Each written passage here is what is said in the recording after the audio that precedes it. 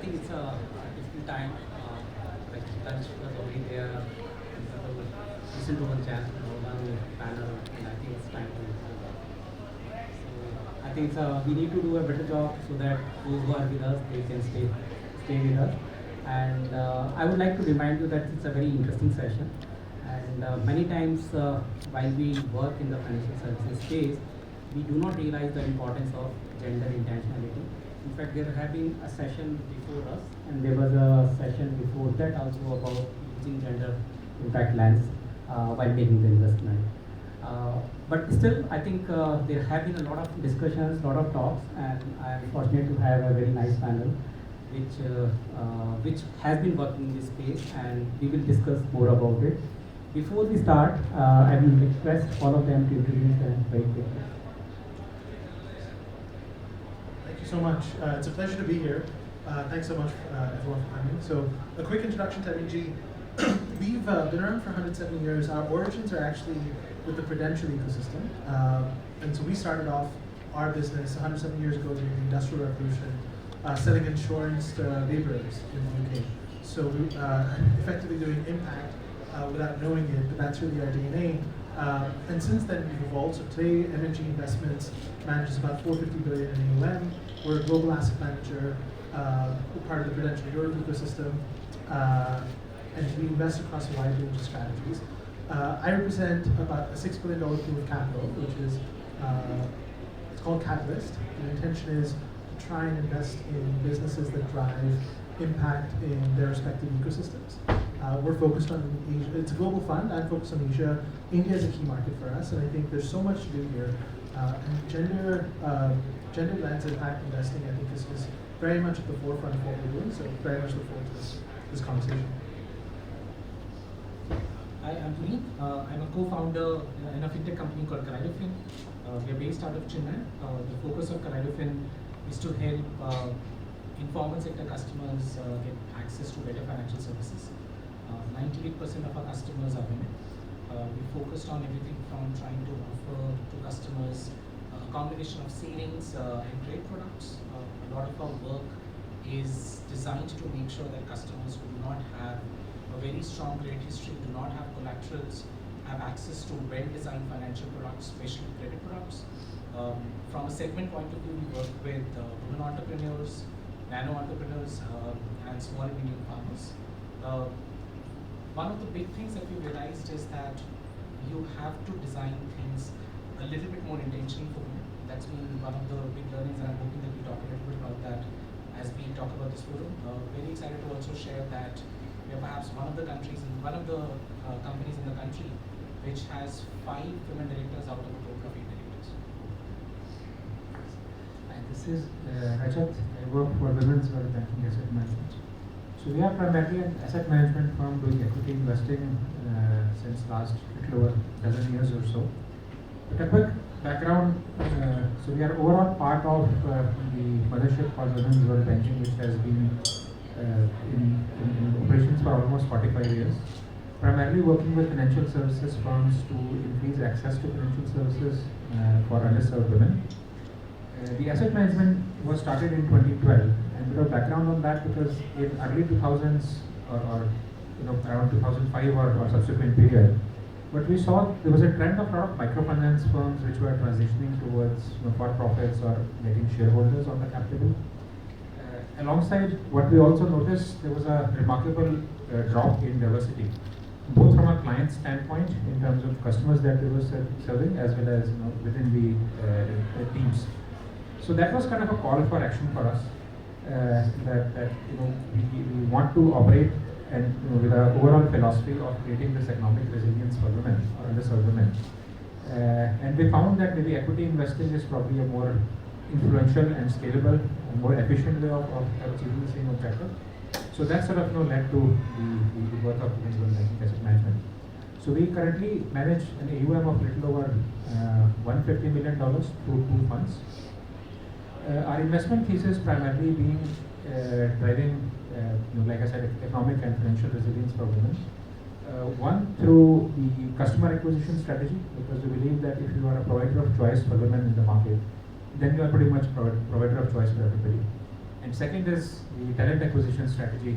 And similar to what I said earlier, if you are a provider of if you're a provider of choice as an employer for women, then you are a employer of choice for women, then you are an employer of choice for pretty much everybody. And so we kind of try and implement all of this in the portfolio companies that we invest through something that we develop proprietarily, something called a gender performance study, through which we try and establish a baseline.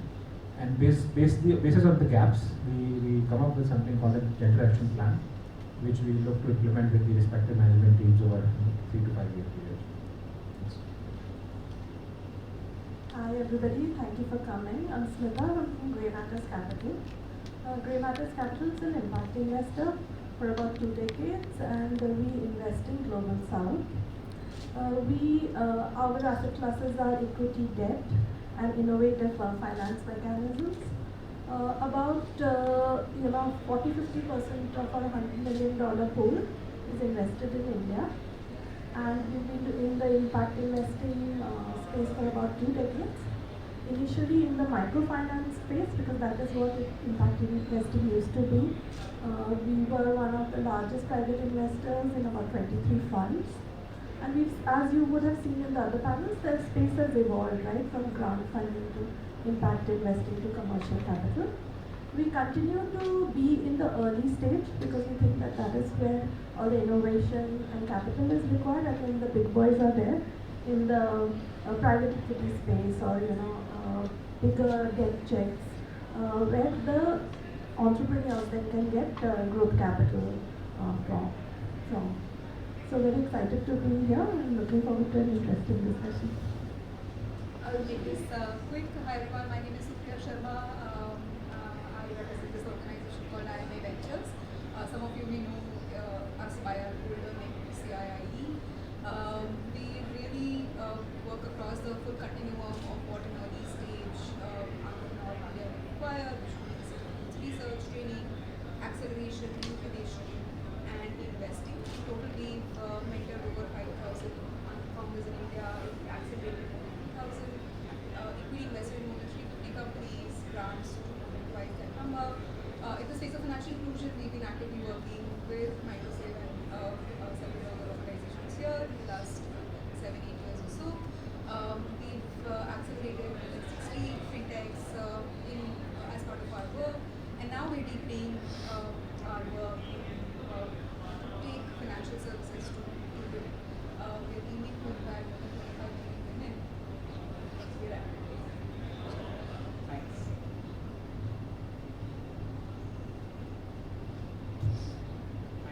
Thanks everyone for making a round of introduction. Before I come to what I need to start off, I think we need to understand and appreciate that when we're talking about women, this represents a very large section of the society, and there are separate target groups. In fact, they form more target groups than men, because a lot of things that men do and women do, but there is hardly anything which men do and women do. So hence we are talking about a very large segment that we are talking about in terms of impact and investment. But when I looked at it, that okay, how do we start actually? Then I thought probably it's not great to start with 1 or 2 or 3 segments, because women are all segment. So let's look at the core issues or the core theme that we have in our mind. So if I look at it, that see there are a number of data, a number of things we say that if you look at contribution of women in the GDP in India, a country like India, it is just 17%, which is less than half of global average. If I take neighboring country which is as large as ours, China, their contribution is around 40%. There is a long way to go. That's a very very important thing. And the World Bank study suggests that if 50% of the women they participate in the economy, our economy can grow by about 1.5%. I think this is a huge boost if we can bring in more women to the workforce and improve the productive system. So if we look at this, there are 2-3 structural issues that we see. First structural issue comes from the fact is that the labor force participation. In economics, there is a concept of labor force participation rate, and historically it has been a challenge actually in India. So what the data suggests that in 1955, soon after independence, it was around 24%, and it grows actually. It grows 2020.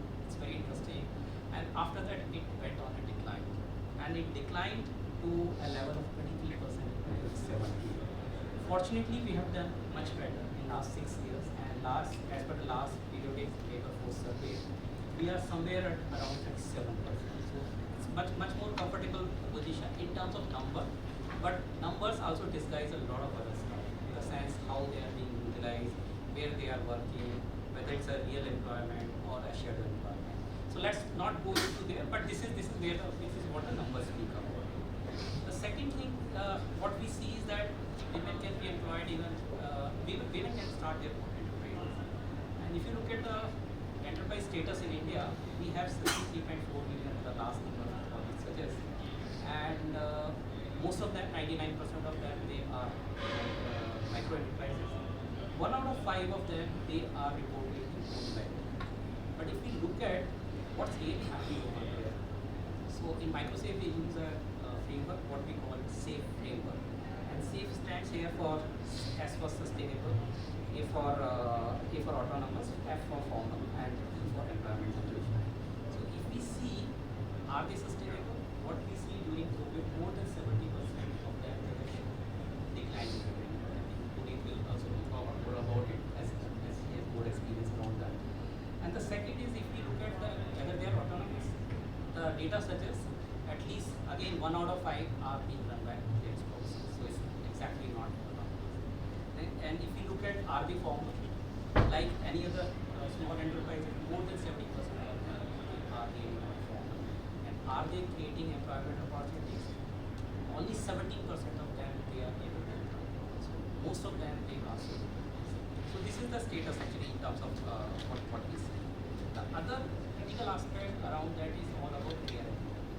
So as most of us know that women are disproportionately burdened with care, and whether we like it or not, this is there in most of societies and most society. So what it means is that even if they want to work, even if they have talent, they are not able to really continue PhD. And there are a lot of studies which talk about that. What is that we should be doing? Should we be making more investment in care? Answer is yes. And in fact, one of the data which comes from ILO, it says that if we increase investment in global care, it can lead to about 475 million jobs by 2030, and of which around 11 million can come from India. So when we are talking about implementation and basically making sure that there is a capital formation, I think this is very important. And now coming to the financial inclusion, or rather I would say that let's just talk more instead of financial inclusion, let's talk about financial health, which is nothing but where women can spend, save, borrow, plan, and they have the capacity and capabilities. There are common indicators which we know that India has done exceedingly well. In fact, the number very clearly says that we have over 500 million PMJDY accounts, and a large number of them they are for women, and they hold close to $28 billion of money. So, in fact, one of our studies suggested that why people are keeping money in PMJDY account. It says that nearly 2/3 of them they are keeping money in those accounts so that they can protect their futures. So it's a very powerful statement. And if you put into the context, what we also see is that this is a change which we are seeing because of formalization. There are several other initiatives which are, say, for example, self-help group or joint library or rural group, which is trying to help women to access credit. But whether it has really improved their life, I think I will leave it to the judgment of the panel and others, because whether it's really to sustainable income, that's a big question that we have. There are a lot of issues, and I think we will not have time to discuss all of them, so I'll stop with that and turn to the questions. So first, actually, I'll first turn to what we see that, because you have interesting body of work in this space, when it comes to financial inclusion and achieving greater gender equity, what is in your opinion, and what are the nuances that investors and the clients they should be using while making this? Yeah, I think let's just first unpack financial inclusion for gender equity. So as an impact investor whose mission statement is finding purpose with 100 million women, I'd really like to, other than the stats, let's just go to the last line and draw a picture, right? What does it actually mean, right? In my opinion, it means that, because of the financial stack and everything, right, women definitely are beneficiaries. We have the Jandhan accounts, we have other accounts. But that's not all, right? From there, she has to move on to becoming a consumer. All the savings which are there, right? Agency over that, the consumer. Then a producer, whether she gets a credit or a loan. Then after that, asset, right? Property rights. Does she have an asset in her name? And then finally, wealth creator for the country, for her community, for her household, a role model. And that's the virtuous cycle, right? That's how, at a systemic level, the last mile woman can be connected to the growth of the country. It's very important to keep that in mind, because then the nuances become clear. Because each one of us, whether in this panel or in our room, as stakeholders, we have our boundaries in terms of what is doable by us and the linkage across, right? Because we have to move capital in billions and trillions of dollars, and this has to be linked up. So after we kind of overall, right, so that is financial inclusion for gender equity, and I'm going to speak in broad terms. So the purpose is kind of, drawn. So this woman is on her path to her unique purpose, and we as all stakeholders are actually helping her. So as an investor, and my agents are my businesses, how do we actually look at that? Broadly, we start with the product and the services, right? When business kind of comes to us, whether they actually understand the local context. And some of the panelists over here already in their introduction said that the local context and the social norms are very, very important to have a gender-focused product. It's very important, right? Whether she's risk averse, whether she will start with savings, does she want to take a loan, what is the ticket size going to be? So that's very important. So from a product and a solution point of view, once that is kind of understood, and then technology, behavioral insights, all those can come into the product side of it. The second thing is, in the beginning of this financial inclusion, a lot of people talked about people and processes. So for us, it's very important, the business which we are going in, whether there is in the leadership there is intent. When you hear this word intentionality, it's very, very important, right? Because you can see the same situation and see problems, or you can see opportunities, and how can you bring different stacks together. So from the leadership point of view, people is very, very important, and also the talent in your organization, right? We've got people here who build big organizations with 98% women. It's extremely important that your team feels motivated. It's not something which is, just thing you have to do from a gender equity point of view. And given that, profit with purpose is something which this next generation actually wants, it can be a powerful HR motivation driver. But all this is nice, but it should be come into the processes of the businesses. And over there, what happens is that if it is there in the process, it's in the product, in the people, it should come into the processes. If that happens, then what happens is when other stacks of capital kind of come in, then the business scales with intentionality, right? The gender process is already baked in. You really don't have to again recreate that way. Because we are in the early stage, we strive for that. The last thing which has to be remembered that, this is an impact investing conference. And now, we have debt equity, we might have some innovation capital. But the woman to go on her path to her purpose doesn't always just require capital, right? There is mentoring required, there is networks required. So you should know in that particular path to purpose, when you're enabling, even as a business, who are the partners who could come in to enable that kind of support. And then, if we have this purpose sorted in our heads and where we play, we have the thing around the product and the solution, we have the people and the processes, and who are the partners which come in, then the nuances will become very evident in all of this. So thanks, Smita, you raised a very valid point. I'm just building on two of them. One is about intent. So I will take to you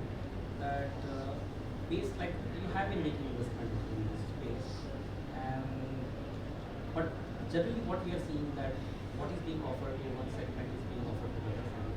I'm talking about pay. What has been your approach and what has been your investment thesis around it? Or is there anything that you can do?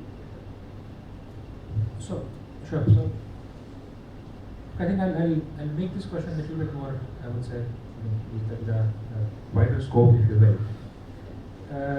So essentially, when we say that one solution is being offered to, when you said, I guess one segment, you meant men and women.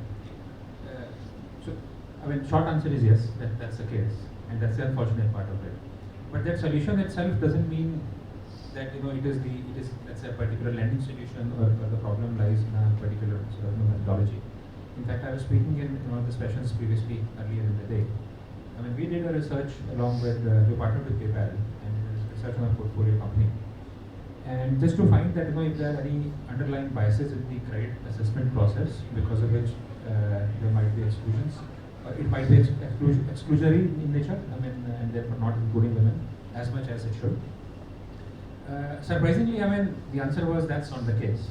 The problem really lies in terms of the top of the funnel, and which kind of in terms of our investment thesis means that to attract more women, and as I was referring earlier as growth strategy, or you need to hire more women in the team, and that more hiring needs to first of all happen at the leadership level.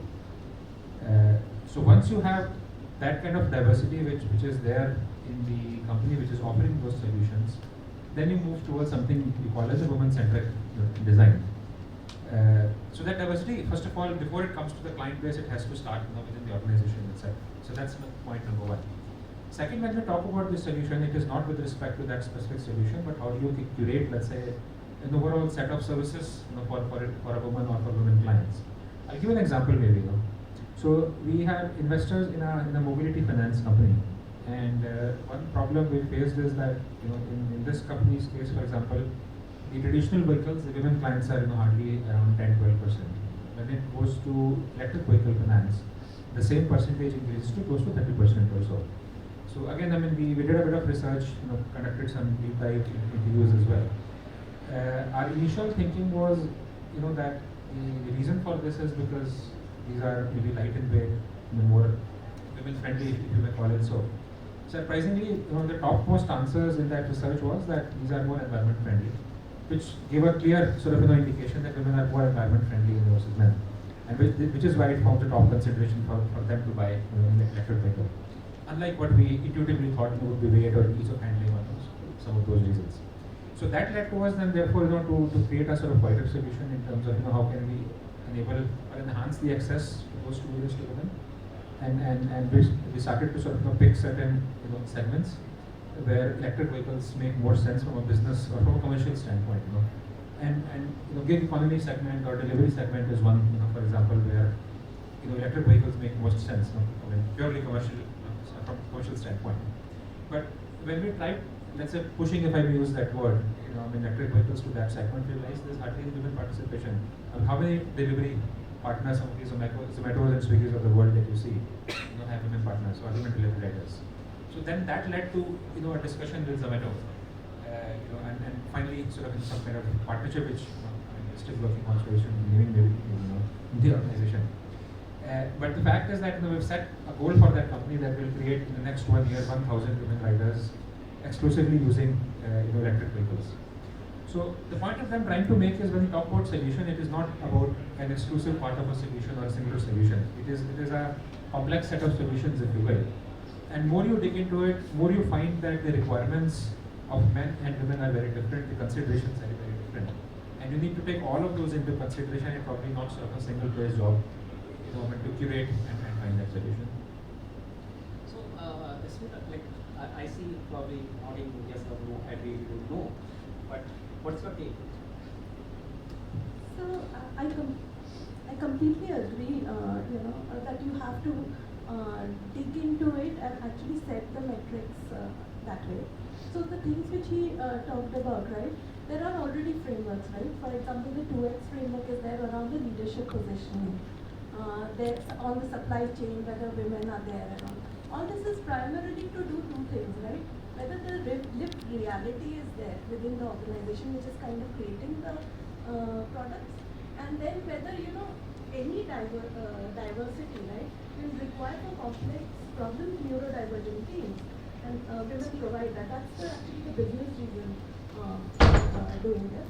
Coming to specific products, right, where there is a specific outcome which they have been able to do around 1,000 with partners.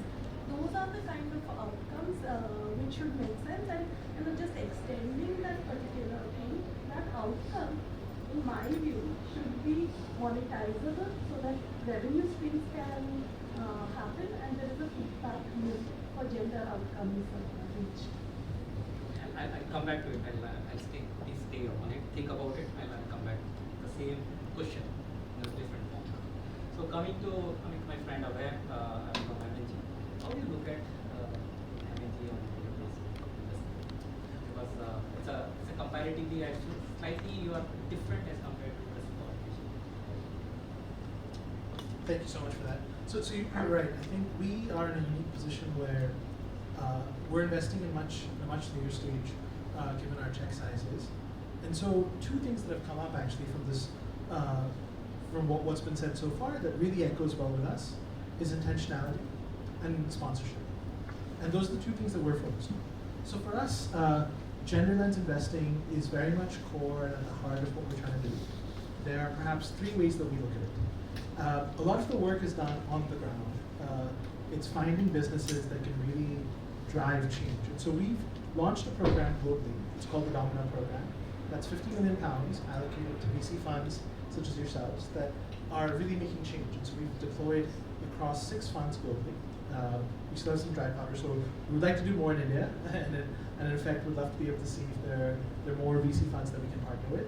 But that's where change happens, and as the business scales, there's more that we can do to support them, and that's where our capital really comes in to scale them to the next level. The second is we do a lot of direct investments. That's more our DNA and bread and butter. For any investment across any sector, we have action plans, so ESG action plans, that we work very closely with the company over the course of our diligence. And these action plans are really driving women participation across the board. So board of directors, management teams, the labor force, and we believe in that diversity. That's very crucial. But we realize this is a journey. So the starting points are not going to look great, if I could be transparent, I'm sure everyone knows that. But we are far more concerned about the endpoints and really the progress being made throughout. And so every year we're checking in, we're making sure that there's tangible efforts, that the management team, the board of the companies are held accountable for these type of changes. And that's where sponsorship and intentionality really comes in. And this is signed in the shareholders agreement. So this is something that's critical, crucial to us, and very much intentional from our end. And then lastly, in India in particular, we've been very fortunate to work with Vivriti. They're great partners. And they have managed to develop a wonderful program, a securitization platform that lends to non-bank financial companies really around microfinance. And they have lent out about 190,000 loans. 160,000 of those are towards women. Majority of them are rural. And I think that type of work with our partners, our guys like Vivriti, who've really been able to drive this to the forefront and manage that risk to create and build this out and really help scale this. I'm sure their ambitions are to scale this even further, and we'd love to support them all the way through. And they've done a great job of that as well. So I think that's the other way, which is how can we make sure that from all the way up top of the value chain, we can provide capital and intentionality where our mouth is. So maybe those are the three things that come to mind. So I think you have made intentionality through contact, right? Okay. So I think it's very good news is that you are making investment and you're looking out for investment. So yeah, coming to Supriya. Supriya, you have been working actually in this space for quite some time, not only as a researcher but also as a program head. And you have been working with both startups, founders, and a lot of solutions which they are trying.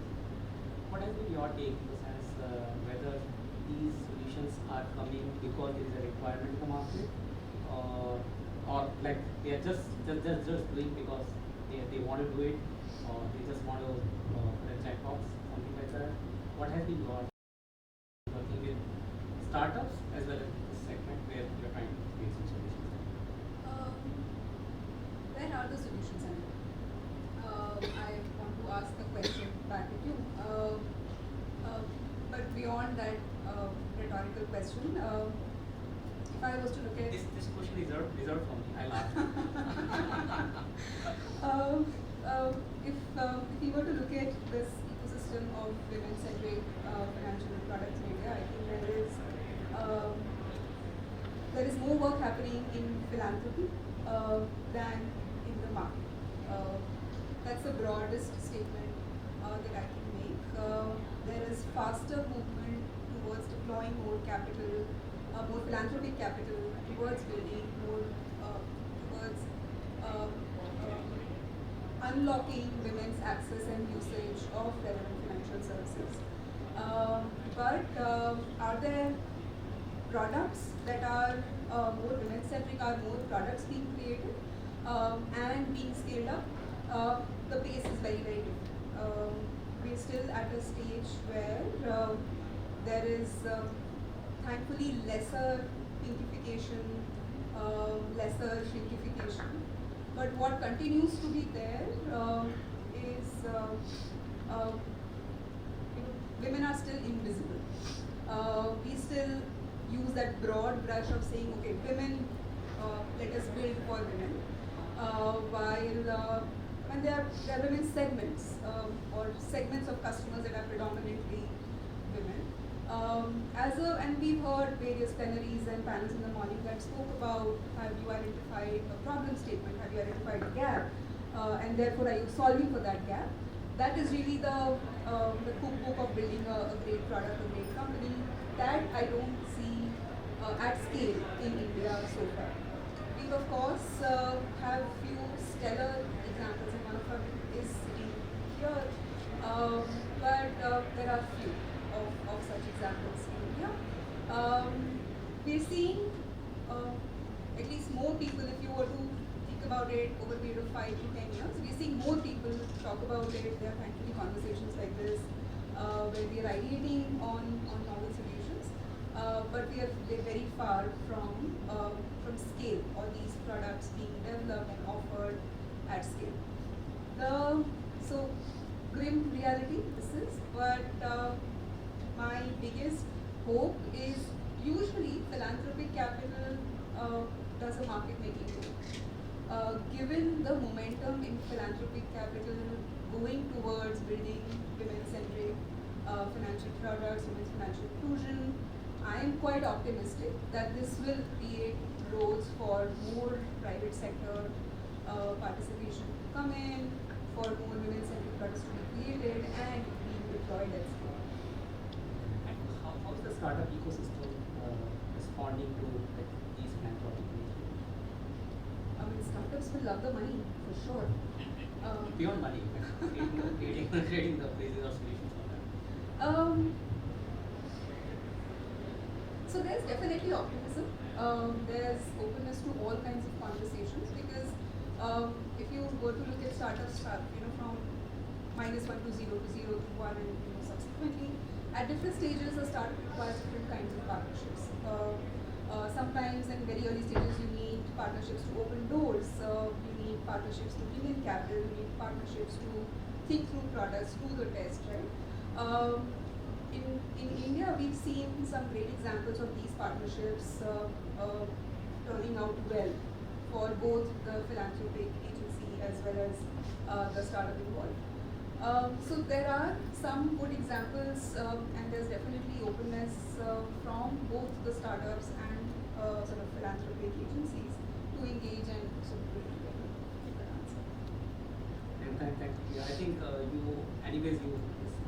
hinted that there is someone who has done it or doing it at some scale. She was talking about Kaleidofin, so we have Exhibit A. एक ही exhibit है हमारे पास. So I think Puneet, question for you is that how is it going, and have you come across few myths before you started? Like there were few myths that you, or maybe while you were growing, you realized that that was there. I should have thought something else. This was something which was not there in our mind, and this is turning out to be like that. So there were some surprises, some myths how it is scaling up? Thank you so much, Anil. As the only practitioner, I think you've got the gold sheet for us from all the panelists. To answer your question, I might have to do a PhD thesis. There are largely myths that we keep breaking and kind of realizing that we're dealing with a lot of things. But let me go to one starting position. I think we are in a country, and we are a developing country. One of the things which is not obvious to most people is that the only way people can get wages in this country is to become self-employed. 84% of the population of this country is engaged with people who are either self-employed or are employing somebody who's basically coming from this segment of population. So very, very self-employed heavy. And the one criteria which enables these enterprises is always going to be access to credit. So in order to earn your wage, for example, I just had to go take a job. People have to set up an enterprise. You have to buy a cow. You have to set up a hawking stall, and that's what it's going. And it's completely fine to talk about the fact that we need to increase labor participation rates, but we are not in a situation where manufacturing is very high. We're still talking about service sector jobs, and that's basically where the challenges start. So at Kaleidofin, what we largely started to do was to say that if we are going to talk about increasing participation rates today, we have to make capital accessible to people so that they can set up their enterprises, invest in their enterprises, and become people who can employ 4 other people for that matter. So that becomes the starting point. And then you get to the next challenge. With low levels of capital formation, there are only 2 ways to lend. One is that you know how to lend to a customer, for which you need a lot of data, you need salary slips, you need income tax returns. That's one. The second is, I don't know who you are, but you have good collateral and therefore I can lend to you. And that's basically where the first challenge that starts to hit us. Women generally have the poorest asset ownership. And therefore, the moment you start with asset ownership based lending, you're running into a challenge. Therefore, a lot of focus for Kaleidofin became that how do you start to work with customers who do not have asset ownership? How do you work on unsecured lending products? And that's where we started to say that unless and until we start to invest in a credit scoring model which can start to get different pieces of data and start to put it together to be able to create financial services for women, it is just not good. So today, if you look at the markets around, we have done well when it comes to microfinance. And after that, we've just not done well at all. There is no SME financing in this country. Not SME financing, nano enterprise financing. There's actually very, very little work that has happened there. Most of the work that is happening in the form of nano and SME financing is largely loan against property. And once again, you go back to the same challenge. So that was really our first premise. We started to use the power of data science to be able to lend to customers. And I talked about 98% of our customers are women. It then brings us to the point to say that is woman just the front to taking the loan, or does the woman have control over what is being borrowed for? And we ourselves didn't have, we did not know the answer to this question. One of our investors helped us do a study in this regard to identify this, and we were kind of sitting thinking that the answer is not going to be very pretty. I don't think it was very pretty. But what we were happy to find out was that over 50% of our women customers were actually in control of their business. It still means that we have a long distance to go in terms of trying to get control. This also, from the point of view of Kaleidofin, what it meant was we had to start looking at channels which women had better access to.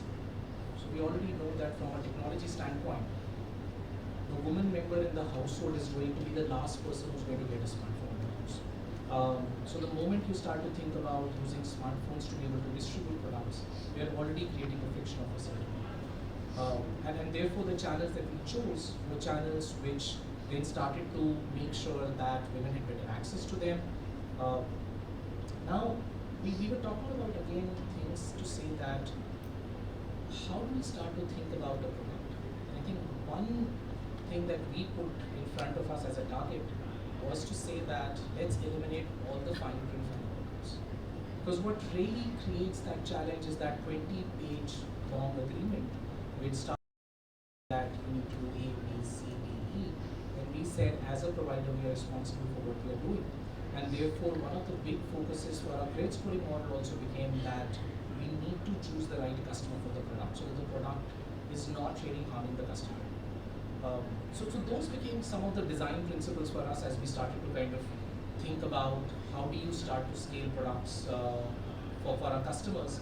And during this entire journey, what we have realized is that there are multiple contractions. And again, this is the part that you were talking about of where the entire myths are. In certain cases, I think what we hear a lot is that women don't control women don't control cash in the household, which might be completely inaccurate.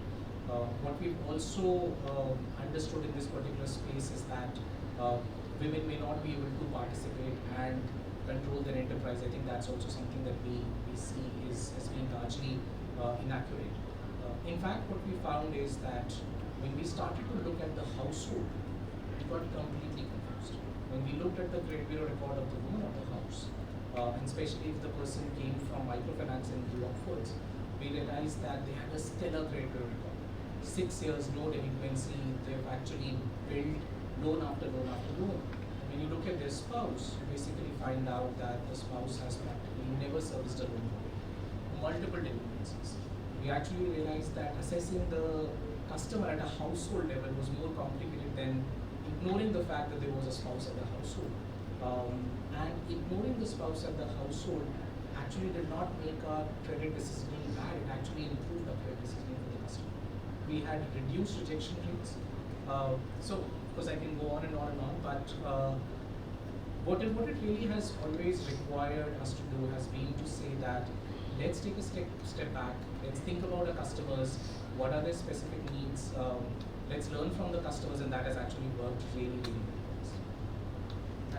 Thanks, Puneet. Actually, it was good to hear at least that your study suggests that at least 50% of the women they are in control.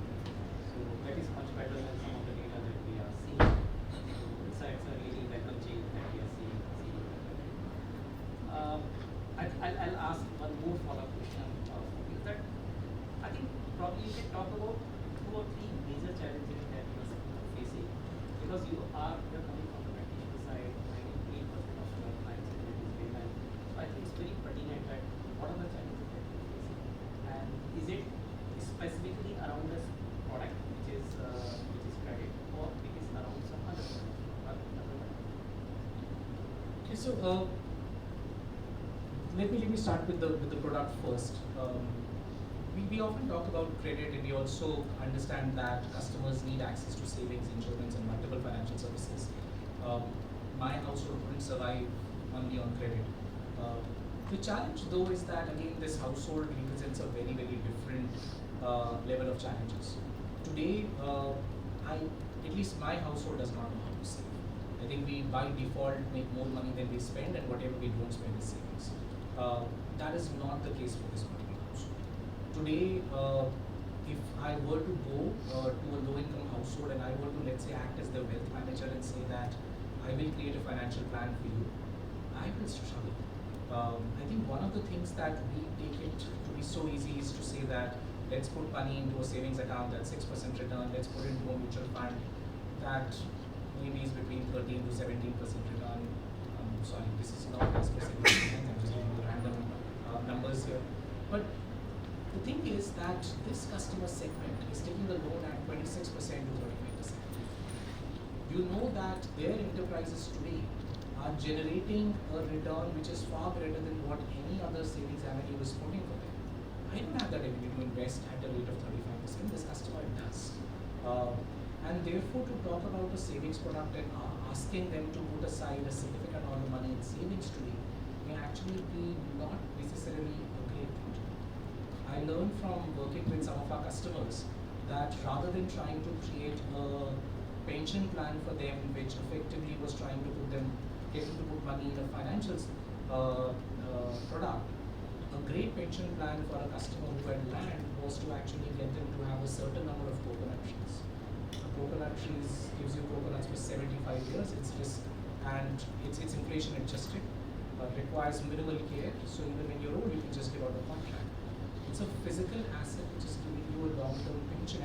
And as a financial designer, you're really not thinking about some of these products.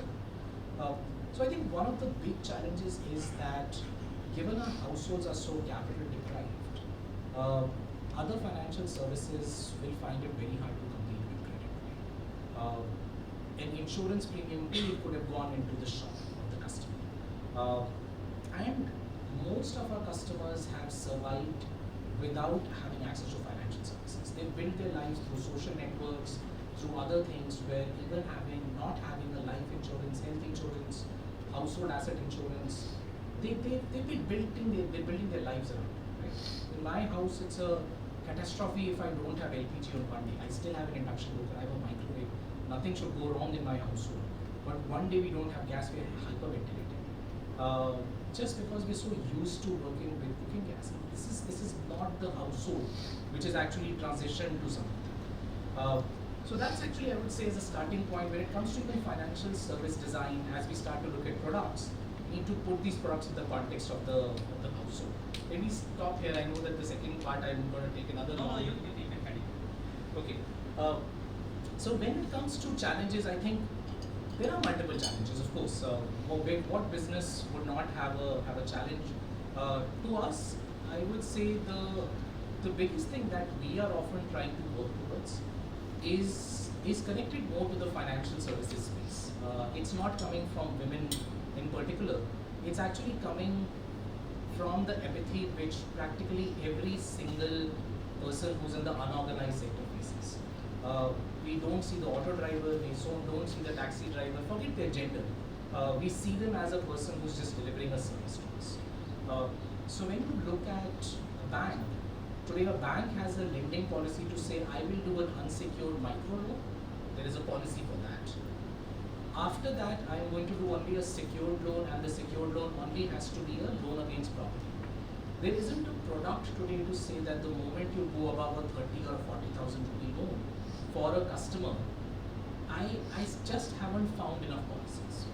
We've had RBI Edge introduce something called a Swanari project to be able to try to kickstart and get banks to get excited about. I'm very happy that we won the challenge to become a part of that particular ecosystem.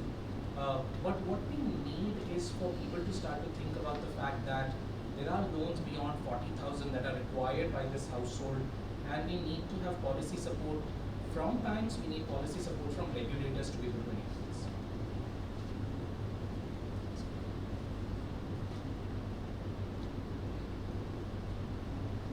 Just checking how much time do we have. Okay, I think it's a very interesting conversation. I'll come back with a couple of more questions. Before I come back to those questions, I just want to open it to the audience in case they have any question for the panelists.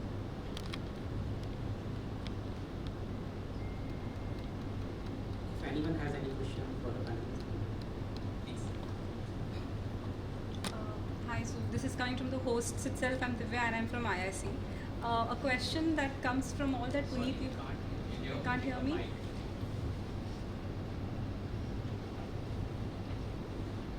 Sorry, is this audible? Yes.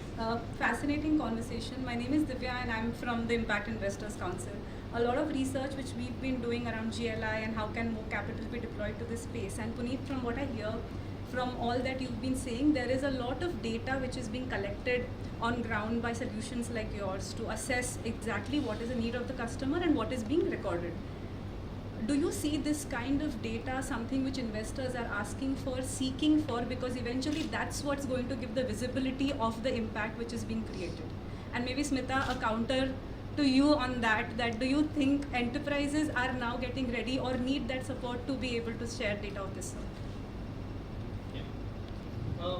So I think we get asked questions on data a lot. And given the fact that we have a credit scoring model, getting into how the credit scoring model works, what is the kind of data, I think those questions we get asked quite a bit. What we don't get asked enough is the kind of impact that is actually happening on the ground. How are we designing products which are much more specific to gender? I think we get the good questions overall when it comes to data. We get asked better questions by investors around data than by our bankers around data. Right? And very, very few banks here. That itself is a challenge. Why do banks not see a need to be here at an Impact Investors conference? Because perhaps there is a feeling already to say that unlendable say. So I think those are some of our overall challenges. But yes, there is a lot more dialogue around data. The use of it is limited still. Right? So maybe you can take that for investors. At least we are asking the questions. So I'll give you an example, right? Kind of blending some of the points which have been mentioned already. So, for example, I'll take an example of an organization called Finance, which we recently gave money to, and the idea was actually unsecured product, right? Collateral free. They go to Kinara shops and actually digitize it and connect it with suppliers, so working capital can be faster. So when they came to us, we said that why do you need our money, because they're very gender focused, and they basically said is that the requirement is credit, and we will create a product for women because a number of them are new to credit and they are not falling within the risk parameter. So we'll use your capital. So from a data point of view, what we put in front of them is that, okay, so over 3 years, what is the additionality you can bring in? And for 3 years, it was 100,000. We gave them a debt. It is linked to the impact. But along with that, this understanding what is actually happening on the ground was important, right? So, regular reports, whether they have gender strategy, are they seeing certain products and all that. So actively, we would have to go about it. This is beyond debt or equity. This is actually innovation capital working on the data. And coming back to one of the points which I mentioned, and to Supriya's point also, here is the need for the blended, I wouldn't say blended in one facility, but different partners coming in and enabling whatever impact Puneet is generating. It shouldn't be stay in just an impact report, right?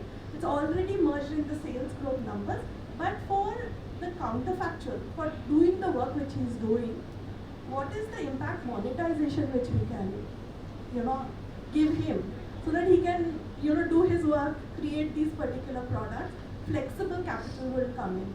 And that's required, and that kind of blends in the philanthropic point which Supriya was talking about between philanthropy and investing.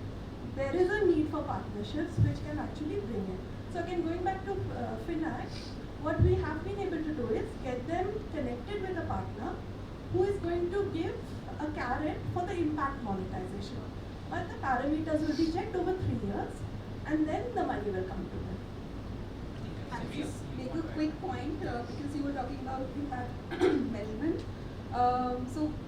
At the moment we're working with several fintechs, matured and early stage as well, to be able to build more women-centric financial products. And impact measurement and an extended one is a part of what we are doing here. We're developing theories of change for each company that we're bringing on board, because these products are different, the premise is different, the customer is different, and so on. And we're gathering data and measuring impact on 3 levels. What is happening to the customer, what is happening to the fintech, and then what is happening to the program and the ecosystem as a whole. It's just been a year that we are into this. It is a lot of work. I cannot underplay that, but if that's of interest to you, happy to chat. Yeah, I have a question actually for Puneet plus Mita plus Priya, and any one of you can choose to answer, especially because Puneet, because you mentioned around wealth fintech not being a good solution for the lower income folks that you have been working with. And I am coming from a place where I'm trying to build a wealth fintech for the lower income folks. So, see, the challenge here is obviously the CAC is very high, right? And that's why a lot of even fintech solutions aren't getting into the wealth space, right? Whereas in the credit space, you have a very high interest rate, which is also more profitable. But the market that you're currently looking at is the women entrepreneurs, right? And again, as compared to an entrepreneur return that they're getting, if we look at least the gig economic workers, they are still putting their money in chit funds, savings and RDs or even cash a lot of times. So when we go on the ground and we talk to them, there's a huge scope of providing wealth fintech solutions to them. So why aren't there enough people who are talking about this or investing in this entire wealth fintech space is my question. Yeah, before you answer, before you answer, because I know that we are running out of time. Probably this is the last question for all the panelists. And the question, I'm just speaking the question here. One is that again I'm coming to the same problem. So I started with. Do we have solutions? Right? Other than the credit solution. I think there have been two different voices. So Priya said that probably there aren't enough. Police said that solution exists, but probably the credit space works. I think that is the question which is coming from you, is that there are solutions. Possibly there are solutions around there. So I think please do this. Okay, let me start by your question. It's a little bit more. Let me take it to the next level of abstraction. Actually, if we were to think about the fact that we could be carrying a smartphone in our pocket 20 years ago, 25 years ago, 30 years ago, I think it was unimaginable. We didn't know what could be carried. We didn't realize that there could be a portable computer in our pockets when at some point in time computers used to occupy a room. I think to my mind, human beings are very, very bad at seeing into the future. We can't see 20 years into the future. Our ability to think about solutions is limited to how we are perceiving problems today. And I think these things evolve very, very well. The most important thing is, are we willing to pursue some of these problems on an ongoing basis? And situations change, circumstances change. What was not possible today, sometimes technology makes the cost so low that it starts to become more and more possible. Coming back to your specific question, sorry, I did not mean to say that wealth space, there is nothing for this particular segment. In fact, I'm a very, very strong believer that customers do need access to savings, customers do need access to some kind of liquid investments and insurance. I was just talking about the fact that it competes a lot. For some products, you can always say that why pay 26% interest? You could actually save for a year and buy the cow later. Unfortunately, in those situations, I would say that it might be criminal to save at 6%. It might be better to borrow at 26%. So there are so limited point that I'm making was not necessarily to say wealth space does not exist. And I think there's a lot of work that needs to be done. And today, technology does give us a situation where CAC can just completely crash. All we have to do is really think about some of those problems. So, okay. Go ahead. No, I completely agree. I think it's a fair question. I think there are solutions being made. To your point, people have been innovating at this at a very different stage for a very long time. I speak at a much later stage. So I think institutions like DFIs have been at it for so long. If you look at Asian Development Bank, and Smarther has been at this for an incredibly long period of time. They've been trying to grow the market, and hopefully that flows down. That's what we're also trying to do. And I think it starts, actually, one of the questions, just to answer the prior question, it starts with the regulators. So for us, we have to disclose the metrics and disclose the solutions that we're providing, the metrics that we can support to say the solutions have some positive impact, and we have to disclose that to our regulators. So much like greenwashing, that's coming in as a key risk for us, just for our business today as its existence. And we are pushing it onto our investments. So I'm sure it'll take time. We just can't envision all the solutions. But the idea is that we can innovate over time. I will make this quick and maybe just 2 points there. Credit has an advantage of there being a proven revenue model. With wealth tech, there have been some experiments. In fact, Creditfin's germination was in building savings and credit and investment products for the customers. And it is hard finding a stable, scalable revenue model there. Second is, I also want to emphasize the value of customer emotion. I still believe that we don't understand how women save and why would they want to save, how would they want to access. We don't understand that as well. And at the moment we are still applying standard financial product templates to, okay, let me make it smaller, make it easier, cheaper, and then it becomes women friendly. I don't think that's working. And therefore the value of customer emotion, it's expensive.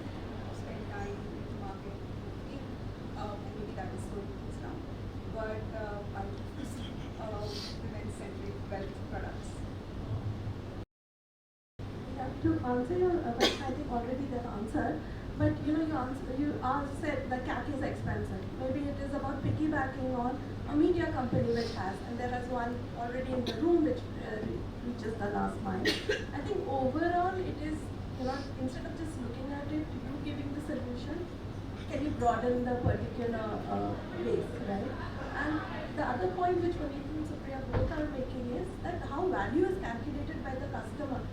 They're very, very smart, right, on how value, whether the coconut tree is more valuable or, a wealth-saving product, that is, you have to give, dignity to that, right, that it is not appealing, that is why maybe they are not coming. Coming back to your particular question, I really think, we have the Jam Trinity, we now have the other Trinity now, the Jam UPI ULI. On that PPI base, maybe new things will kind of get built, which reduces the cost, acquisition cost and all, and maybe we will see innovation come along. Sure, look, I think a lot has been said, so I won't take much time. But the thing is, in the way you answered your question when you said that the key challenge lies in high CAC. And again, speaking from an investment point of view, one way to look at it is you typically employ that LTV to CAC ratio and see whether it makes sense or not. But the fact is, I give example from one of our portfolio companies, which operates in insurance space. It's not in India, it's in Southeast Asia, and operates in some of the poorest countries, in Vietnam and Philippines. What this company has done in context of innovation, for example, is that insurance is a very difficult product to sell, probably the most difficult product to sell, even more than savings, I imagine. So what this company has done is really, embed its product into, like they partnered with a microfinance firm, and then most importantly, made this product suitable to the context. So one way to sell the same health insurance is to say that we have a coverage of 10 different things, personal accidents, so on and so forth. Versus doing that, you go to a specific area and you see what is the problems that these customers are facing. So in a country like Philippines, there's very high occurrence of typhoons. So what is required the most is calamity insurance. So you take that context, pick that data, and to be a clear point also raised, and explain the customers that look, if you had this insurance today, so much so would have been recovered fairly easily. They've gone to Vietnam, and did this parametric agriculture insurance. Again, but given the nature of the sector, they partnered with government in context of the distribution. They've gone to Indonesia and did sort of an insurance which is linked to earthquakes, which is the most common occurrence there. So I think it's a combination, I would say, technology, innovation, but most importantly, making the solution suitable to the context. Thanks. Just it reminds me this parametric insurance. This was done even in Hyderabad, but he actually made it seen. So with this, I come to the end of this panel. Just a couple of thoughts from my side. One is that I think things are progressing rapidly. Probably what we are not able to see is that what we are able to realize actually how fast it is changing. Give you some data like as of now, the latest information suggests that we have 45 million mutual fund accounts, and it is growing very rapidly. Even a certain demand is growing very rapidly, and a lot of this is coming from rural and tier 3, tier 4 towns and cities.